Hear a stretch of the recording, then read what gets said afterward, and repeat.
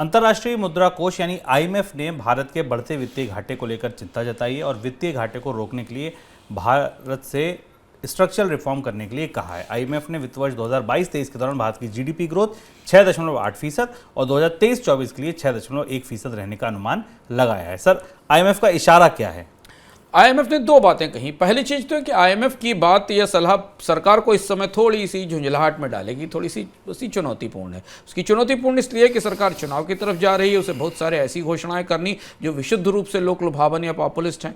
उन ऐसी परिस्थिति में भारत के राजकोषीय हिस्से पर चिंताएं बढ़ रही हैं। दूसरी चीज, आईएमएफ ने सरकार के तमाम दावों के विपरीत प्रत्यक्ष रूप से कह दिया है कि भारत की राजकोषीय स्थिति दबाव में दिख रही है। हालांकि सरकार ने भी संसद में कहा, वित्त मंत्री ने भी संसद में कहा कि सरकार का जो फिस्कल कंसोलिडेशन का पाथ है वो इंटैक्ट है, पर हमें पता है वास्तविकता में कि ऐसी परिस्थिति नहीं है। यदि सरकार के एसेट मोनेटाइजेशन या विनिवेश के कार्यक्रम को देख लिया जाए, बेहाथ हो रहा है। सब्सिडी, हम 3,26,000 करोड़ की अतिरिक्त सब्सिडी सरकार को लेनी पड़ी इस बार बजट में।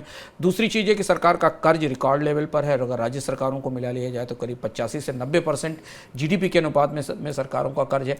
ऐसी स्थिति में ठीक बेहद नाजुक मौके पर जब अर्थव्यवस्था को सरकार की तरफ से निवेश की दरकार या ज़रूरत है, आईएमएफ ने भारत के राजकोषीय घाटे को लेकर एक किस्म से लाल झंडी दिखा दी, अलार्म बजा दिया है। अब इसका असर बाकी और निवेशकों पर और बाजार पर पड़ेगा और इसलिए अंतर्राष्ट्रीय एजेंसियों की निगाह के बीच अगला बजट बनाना सरकार के लिए और बड़ी टेढ़ी खीर है। ये इसका एक दूसरा हिस्सा आईएमएफ के दूसरे आकलन से जुड़ता है। टेढ़ी खीर इसलिए है क्योंकि अगला साल भारतीय अर्थव्यवस्था के लिए मंदी का साल होने वाला है और भारतीय अर्थव्यवस्था 6%, 5.5% से 6% के आसपास की विकास दर तय करेगी। हालांकि आईएमएफ ने 6.1% कहा है, पर बहुत सारे आकलन 6% से नीचे के भी हैं, 5.5% के आसपास के।